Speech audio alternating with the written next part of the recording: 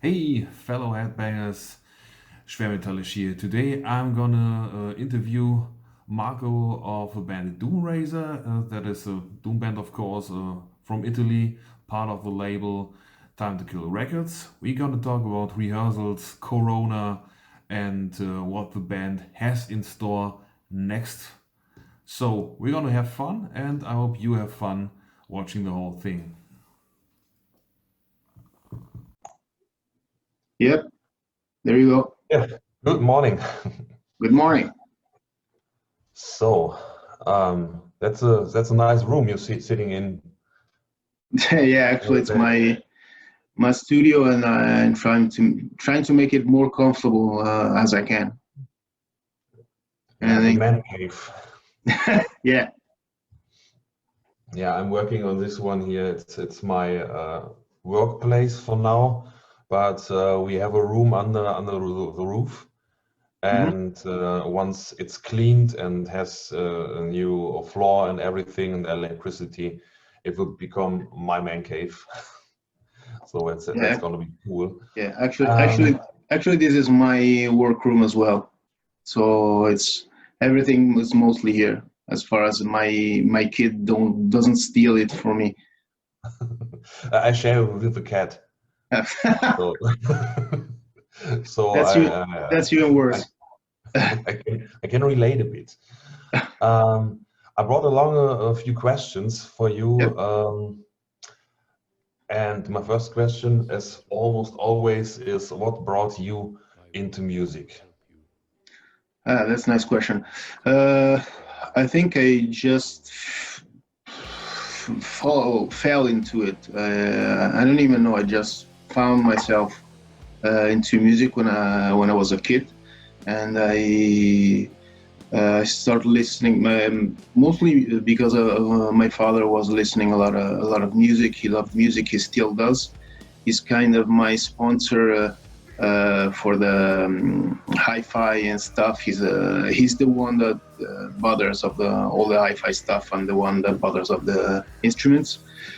And so probably it was just following his steps, and then I made a further step into playing. Yeah, So that's family I stuff. think uh, I think many musicians in rock and metal at first follow the father's footsteps. Yep. Um, my father was a big fan of the Beatles, so of Yeah. course my brother and me are fans of the Beatles too. My father is was on the other side and was mostly a Rolling Stone fan. So Ah, we're opposite. yeah, I couldn't relate to the Rolling Stones because I really like good singing voices, and Mhm. there just is none. Mick Jagger is not a very good Rough. vocalist, No. and that's what drove me away, I think, from the Stones. Um, asked you what brought you into music. What brought you into Doom, especially? uh, I it was like more than into Doom. I was brought into Death Doom in the early '90s when there was the Doom death metal movement, like kind of starting with Paradise Lost, My Dying Bride, and all that stuff. And I've always been more an extreme and fast metal guy of like thrash, speed, and death metal, but I also loved the atmospheres and the kind of music that those what were new bands for me were having. They were having something different. I mean, I was into really extreme stuff, and then just in a moment, it was like boom, everything stopped, and doom metal was born, doom death metal, and then this brought me also back into the other doom bands.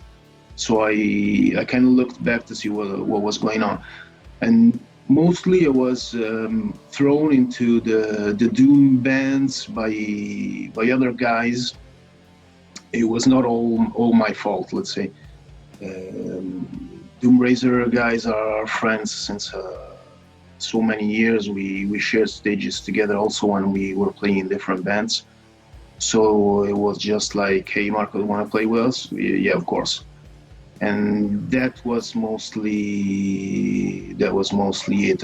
I kind of moved from one genre to another, so I could bring my heavier parts into Doom and like slow down all my fast thoughts about metal. So it's a kind Doom metal in the whole. It's kind of a test to. It can involve any kind of metal. So I like to put everything in it. That's why I like it. You go from rock and roll. If you listen to some of our songs that we wrote since I'm in the band, you can listen to some thrash riffs played in Doom style. So it kind of includes anything in it. And that's why I like it. It's just tune it down, play it a bit slower, and sounds like Doom, yeah. Yeah, but you have to do it the right way. Otherwise, it sounds just like you said it. So it sounds just like slow it down, and it doesn't sound like Doom. It sounds like you can't do it fast enough.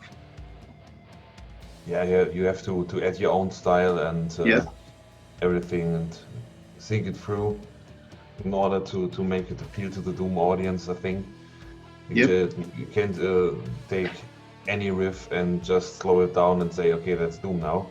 No, exactly. Okay. Yeah, we live in a ever-changing world in the moment. 2020 is about the most Doom year ever. Yeah, unfortunately, really unfortunately. How did Corona influence you as a person and as a musician? Speaking about music, I started to listen music, as I told you, with my father, who was listening a lot of rock and the usual rock bands of the moment of his period. Queen, Pink Floyd, Dire Straits, and that stuff, and some of Italian bands as well. And those influenced me a lot. I discovered that later in my listening and in my playing. And then I was influenced a lot by all the 80s music. One of my biggest influence was the year between 83 and 84, because I lived in the United States for that year. So it was like that year was a kind of a boom for a lot of music, for pop, for rock, for metal, and I was like blasted by anything and by any kind of music. I was listening a lot since I was not in my own country, so I was like a foreigner, and I used music to pass a lot of time. So I was listening to a lot of radio, and in the radio there was mostly anything from Kiss to, I don't know, Billy Idol, and then Bruce Springsteen, or pop, Madonna and Michael Jackson, pop music. And so that year was really forming, because I was listening a lot. And as a musician,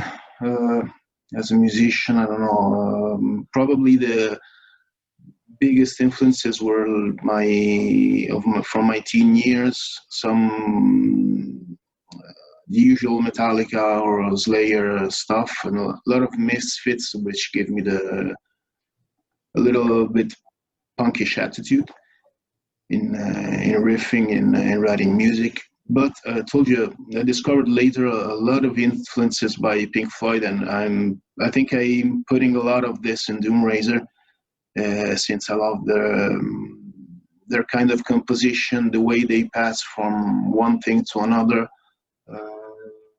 the way they can make an hysterical part and then a really romantic part, a really melodic part. I think I steal a lot of soloing Gilmour's writing. And what I like most of writing is passing from hysterical to doomish and relaxed. That's what I think I love to do. So fast parts, hard parts, and then instantly slow down and calm down. I like a lot. I think this is a thing that works, and I learned that from a lot of guitar players. Probably not. I'm not a guitar player. I don't like a lot of guitar heroes, so I mostly listen to guitar players that are in bands. So I'd say the Metallica or Slayer's guitar players, and Morbid Angel's guitar playing. I like that a lot as well. And I try to fit that with every kind of music I'm playing. So that's mostly it. Okay. In the year of COVID-19, how does it play out for you as a musician and as a band? How is living different to 2019? It was devastating because we had the record out in the beginning of the year, so we planned a lot of gigs. We planned to go out and play the record, and we had just a couple of gigs before the lockdown. So it was terrible because it freezes down everything. We had to kind of manage and hope that something could be solved and something could be cut up, but actually we could do mostly anything about it. We just trying to keep playing a while, and actually we, for one reason or another, we couldn't play so much together. So this year, I can say this year was kind of a black hole for the band. I personally kept writing a lot of stuff. I think the other guys too. We are keeping in touch. We really had few chances to meet because a lot of recent work. We have our works are not so much compatible. So I work, let's say from 9 to 9. Other guys work from 6 in the morning to 5 in the evening. So the rehearsal room was the only place we could kind of to manage to see each other, and it was a bit hard this year for everyone. So we hope next year could be at least a little bit better, so we can start from scratch again. Actually, just like if the album wasn't out. Yeah, that's pretty catastrophic for a band to not be able to play together, to meet, to do the whole process of touring and everything. For the music scene, it's really the single most shitty year in existence, I think. Yeah, the worst thing is that besides from the new album and canceled live shows, we also had some new stuff going on. So we're like in a routine, and we're starting to go ahead with the routine with new songs, and that was cool because they were already starting a new path. You know, our albums are mostly all similar but all different.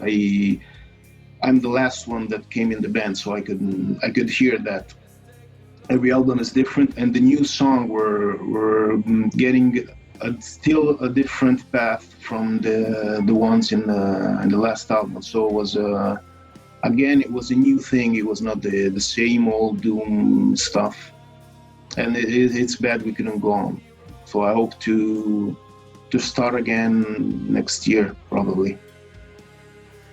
Yeah, to start it, a lot of new albums, dead in the tracks, to not be able to tour for just every musician on the planet.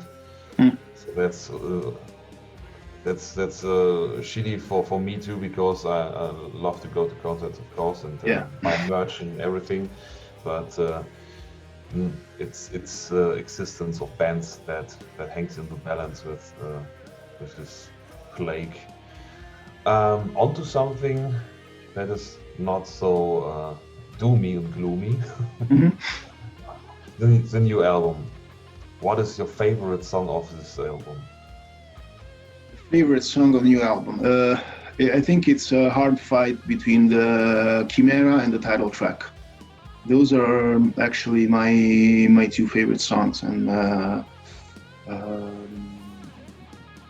I think they were also some the first ones that have been written with when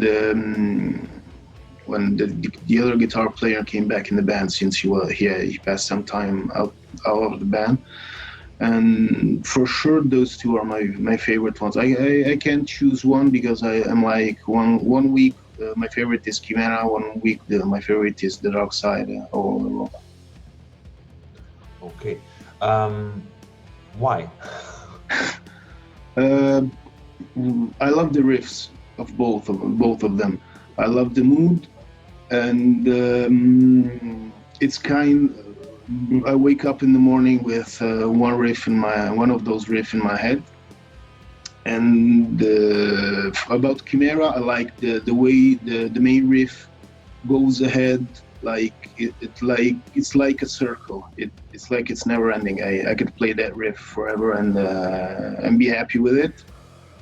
And instead, the title track, I love a lot the main riff, the initial part, but I spent a lot of time in the on the center part of the song, all the soloing and all that stuff.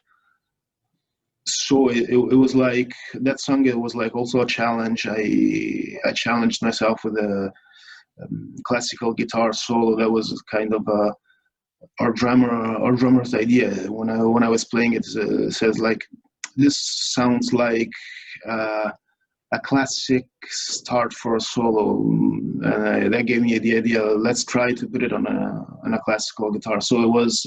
There were a lot of challenges on that song, and I liked it. And by the way, I like to play it, so that's why I like both. Okay, that's cool. I still have to listen to the stuff. I just had the time to shortly listen to everything. Mm-hmm. But yeah, I'm a big fan of doom metal, so I'm already in. Um, yeah, speaking of years to come and not of this year, what are your future goals as a band? Of course, the first goal is trying to get the band back on track, and we hope that we can be able to play some shows next year. I don't think we'll be able to do anything by the end of the year. So next year is the goal for next year is try to bring everyone back in the rehearsal rooms on a stage, and I really hope that we can use this year as a black hole, a stop, and then start again where we left everything. So I told you we had some songs going on. I hope we can continue playing them and bring them to and complete them. My personal idea was to have this album and then go on writing a new one as soon as it was possible, because we had a lot of idea going on together. So that would be cool, even if I think shows will be quite limited for the next year as well. So if we're good enough, we can go ahead with writing new stuff. Since the last album was recorded, I think now it's 2 years ago, for maybe 2.5 years ago. So it's quite a big time, and it's time to go back in writing and see what we can do next. So in that future of your band, if you could just choose who you would accompany on tour, or the other way around, with which band would it be that you want to play with? Hmm. A lot of band. We had there's a band with that's kind of a really famous band for our style, for doom metal in general. And I think we had lots of fun with them especially because of their main singer. Would be cool to tour with Pentagram. The singer is a fucking crazy guy, and we had lots of fun listening to his stories. I don't know, probably 90% of them were invented, but we had fun all the same. It was like going on tour with a 15-year kid with the looks of an old guy. That you can never know what he's gonna do next. So it was kind of dangerous but fun. So that would be cool probably. And the other guys of the band are really cool guys. We shared some time with them. It was cool to be with them. Did you watch the documentary? No, about actually, them? I didn't. It's really, I think maybe there's not much made up of the stories he told. Yeah. Because this documentary starts with him being in a very, very bad place in his life, and his biggest fan becomes his manager, and yeah, he just pushes and shoves him back into life. I say, if you watch the documentary, you get the impression that Bobby Liebling would have died if not for this guy who is an absolute massive super fan and just bothered him so much that he said, okay, fuck it, let's do a new album, let's go on tour. And he was in a really dark and bad place, but that's I think maybe the best place to write doom. Yeah. Well, I can imagine. We passed just a couple, I think 2 or 3 days with them, and it was enough to imagine that his life wasn't really normal guy's life. Yeah, I remember he was chasing girls anywhere. As far as it was a blonde girl, he would be chasing her. So it was fun. Yeah, he surely doesn't look anymore like a guy who's chasing young girls. But okay. But it works. It actually works. I mean, those days he was chasing young girls. I think he brought in Rome a girl from that was in Milano show, and as far as I remember, he brought the girl back in Rome. I don't know if he actually brought her with him in the States or whatever, but it was like she was hypnotized by him, and he was, I don't know, 40 years older, 40 years younger. Okay. But the fun was he would never stop talking. It was like he would start talking, and if you turn around, he'd probably grab another person, and okay, I'm talking with him, and now there's new story and stuff. Yeah, maybe that's the best way to keep talking. Yeah. So it's not the feeling of being embarrassed by someone turning away. It's just like, fuck it, I will talk to you instead. Yeah, well, sometimes we're like looking around for other guys in the band. Hey, the drummer, it's your turn. Help me. Help, you want to go get a beer? We're over, you come here. Yeah. I can't remember if he was that talkative in the documentary, but you really got the feeling he before he got into the dark place he was at the beginning. He really did work his ass off for the band. Really. Yeah. They started in the 70s, I think, and that was yeah. I think you really should tour with Pentagram. Yeah. Yeah. Okay, do that. Well, we'll try. Maybe add Candlemass to that or Sorcerer, Yeah. and we'll find. Yeah. Yeah. What is life like on tour? It depends. Depends on a lot of things. There are times in which you're like just devastated and from the night before. You just want to get to the next place and throw on the first sofa you find and go do nothing until you do sound check.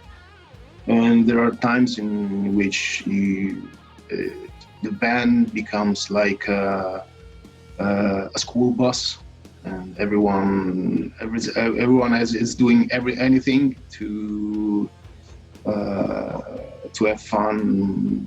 It depends. There are some times in which the morning you find some member of the band that down the hotel say, hey, what are you doing here? It's really early.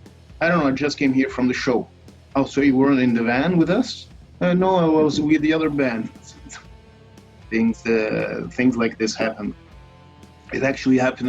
I don't remember with which band. Probably, but it was lately.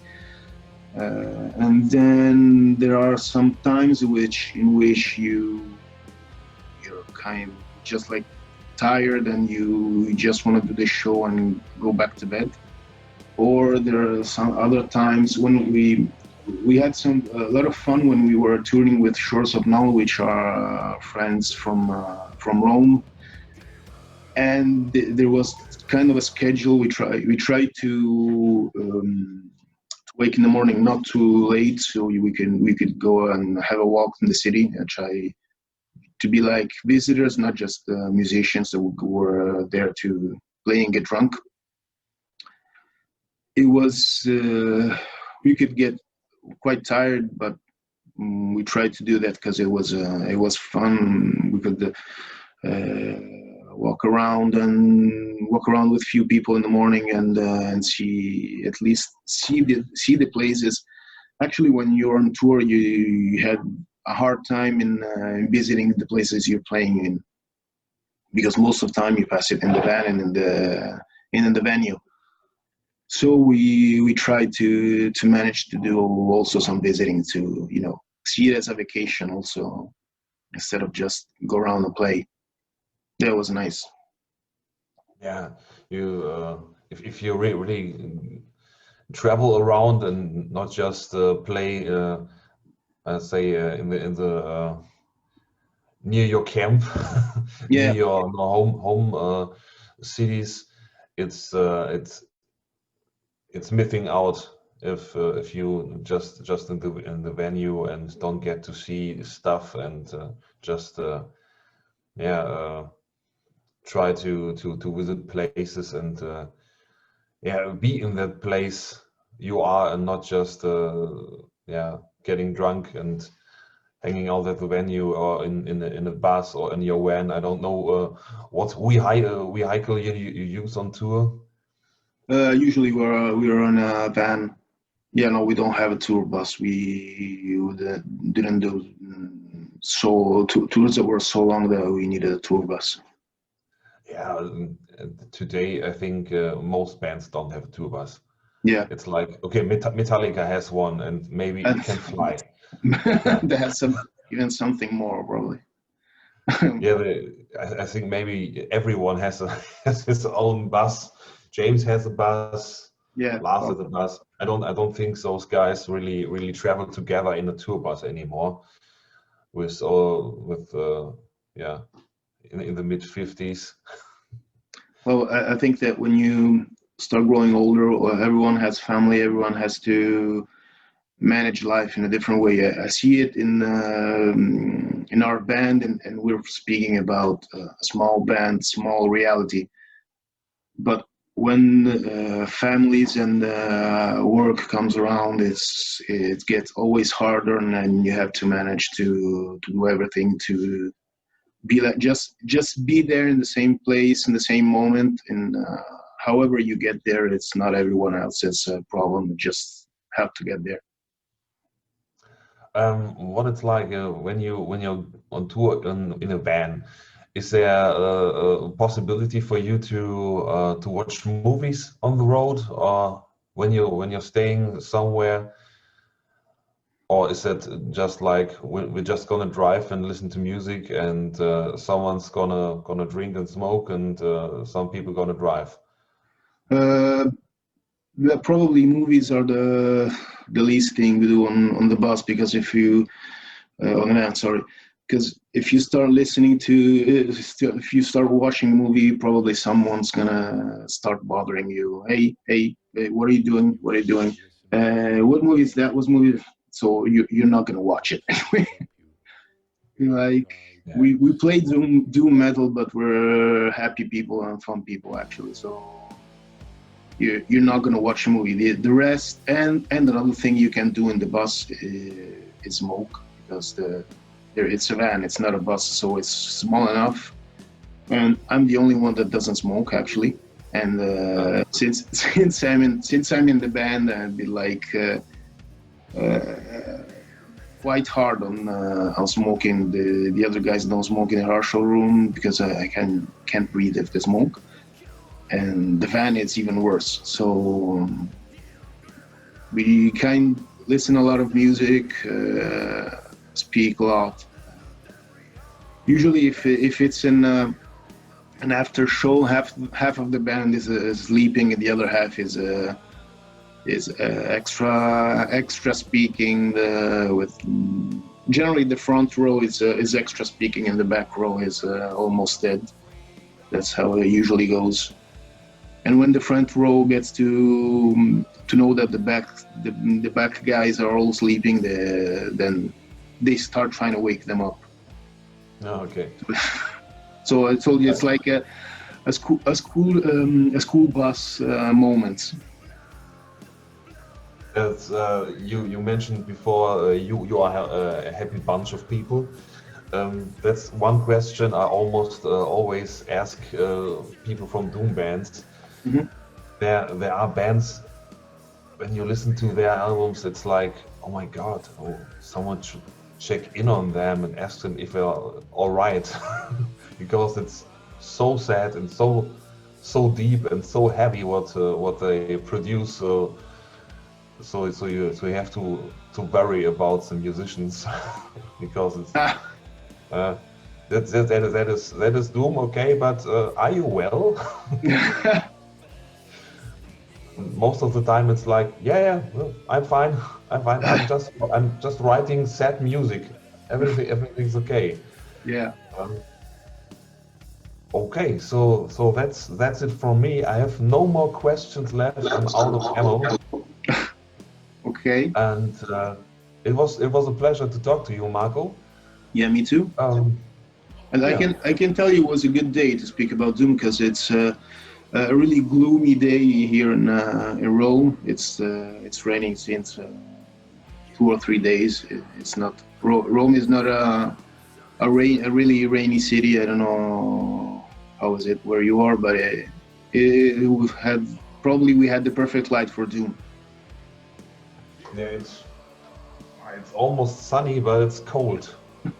Yeah. I like the cold. I don't like heat. I don't. I'm a kind of a beach guy. Yeah, the beach is fine in winter. Nah. It's like I don't like clothes. So whatever if I can put the less I can put on, the better I feel. So that's why I like the beach. I'm like that when it's too hot. When it's too hot, I like to strip down. Yeah. But it's I like it around the 24. Yeah, that's kind of that's perfect for me, because then I can sit at the beach. I can sit in the sand and watch the waves, and maybe get a bit sunburned, but I'm not I'm not burning away. It's when it's like 39 degrees Celsius, I'm dying. I'm literally dying. I can imagine it. Yeah, it's a beard. It's a beard and the hair, and no. Yeah. Yeah, that's why I'm still in the summer looks. Probably start growing beard back in some days after today's shaved. Because I was suffering as probably you would have. Yeah, you have a nice chin. I have my chin is too soft. It's like you don't see the transition from chin to neck. No. So I have to wear a beard in order to look like a grown man. It's like when I cut it down, I look like an old baby. Well, everyone, mostly everyone does. Yeah, there are guys that have a strong chin, and it's perfectly okay to shave it all down, and they look okay. Some people even look great without beard, but that's not for me. Not for me. So, okay, yeah, have a gloomy day. Thanks. I will have to, because I have to clean up the flat a bit, so that will get me all gloomy. Yeah, of course. Sunday's clean day. Yeah. Sunday ain't fun day. Yeah.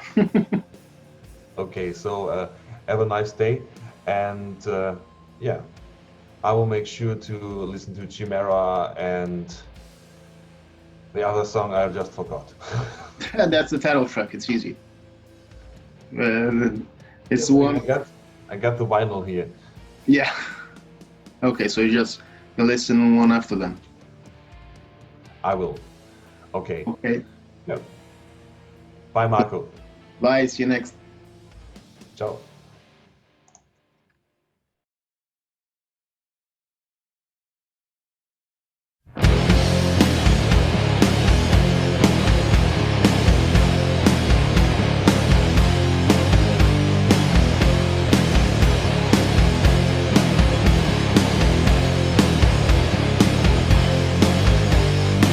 Walk along the streets all night, seeking the light in the dark. I want to transform fire into splinters of ice.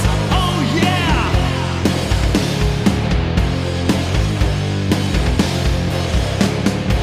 Dark dreams into reality. Wanna hold the sun in my hand. The shining on, the shadow of illusion, it generates the world.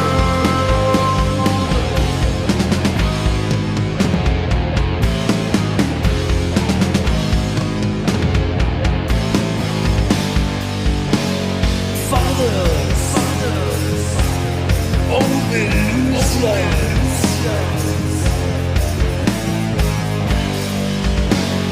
Mothers, old void.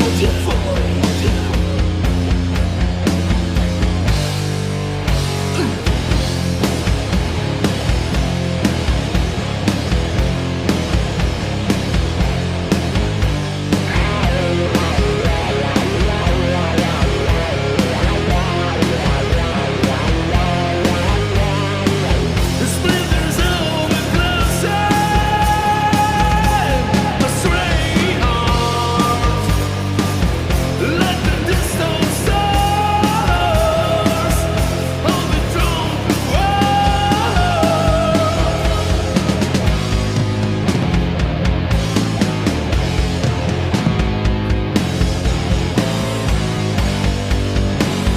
Fathers, old illusions.